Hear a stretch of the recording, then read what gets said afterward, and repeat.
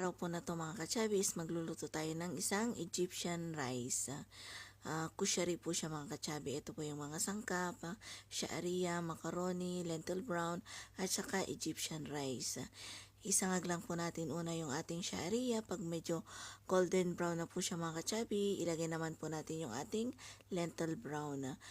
Yung lentil brown pala mga kachabi, hindi ko na po yan nilaga. Basta binabad ko lang po siya sa tubig. Saka naman po natin lagyan ng konting asin. Depende sa timpla na lang ng ating mga amo. Saka isunod na rin po natin yung ating macaroni. Yung macaroni din pala dyan mga kachabi, hindi ko rin po siya nilaga. Kasi lalagain po muna natin una yan. Saka naman po natin ilalagay yung bigas na gagamitin natin mga kachabi. Pag medyo okay na is i-drain lang po natin siya, saka naman po natin iin-inin mga kachabi. Ayan na po yung ating kushari rice. Nagtoppings po